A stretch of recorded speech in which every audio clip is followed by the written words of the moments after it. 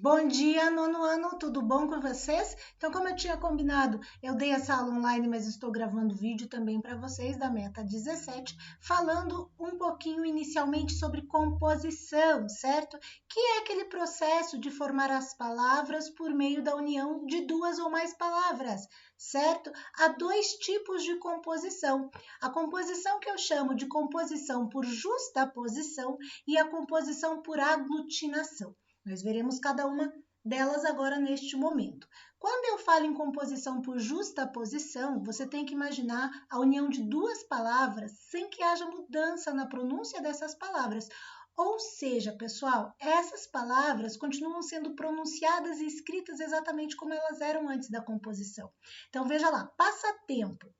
Eu fiz uma composição da palavra passa mais tempo. Só que, olha lá, minha pronúncia continua a mesma, certo? Da mesma forma, a palavra girassol. Girassol, juntei essas duas palavras para formar uma única palavra pelo processo de composição por justaposição, mas notem que a minha pronúncia e a escrita continua a mesma.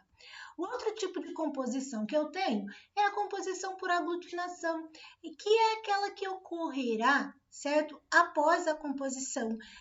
Então, após o processo de juntar essas duas palavras, uma delas sofrerá modificação.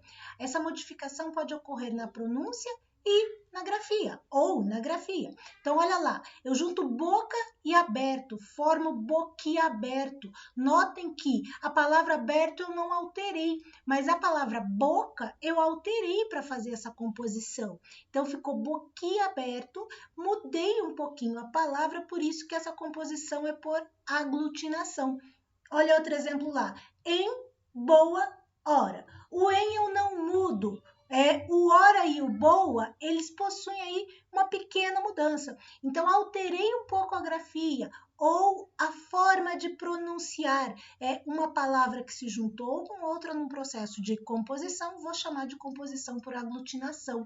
Se eu não faço essa alteração nem na pronúncia, nem na grafia, vou chamar de composição por justaposição. Até aqui tranquilinho? Acontece, pessoal, que dentro da língua portuguesa nós temos outro recurso aí utilizado para formar palavras. Então, até então a gente viu derivação na aula passada, composição agora, certo?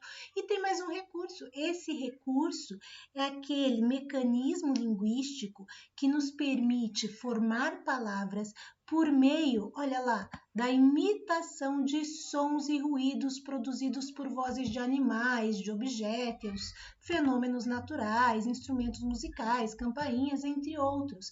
E esse recurso de formação de palavras nós chamamos de onomatopeia. Então, notem lá, se eu faço, por exemplo, este som aqui, a gente vai representar isso na escrita como toque, toque, toque. Esse toque, toque, toque é uma onomatopeia, certo? Que é outra forma que eu tenho aí também para formar palavras. Tranquilinho até aqui, nono ano? Outro recurso que nós temos para a formação dessas palavras é o processo de redução. Redução vai acontecer em abreviações como miga, que é uma abreviação de amiga, tô, que é uma abreviação de estou. A redução vai acontecer também nas abreviaturas. Então, veja lá, APTO é uma abreviatura para apartamento, PAG é uma abreviatura para página. E a redução também acontece nas siglas, como INSS, Instituto Nacional do Seguro Social. Eu falei abreviação, eu quis dizer redução, pessoal, perdoe, que é outro processo de formar também palavras. Então, INSS é um processo de formação de palavras por redução. Temos ainda o processo de formação de palavras por meio de neologismo, que é o processo de enriquecimento da nossa língua. E esse processo irá consistir na criação de novas palavras formadas pelos processos usuais da língua, ou quando nós atribuímos outros significados, novos significados para palavras que já existem, certo? Então, o neologismo está, em geral, na linguagem científica, nas propagandas, na literatura, certo?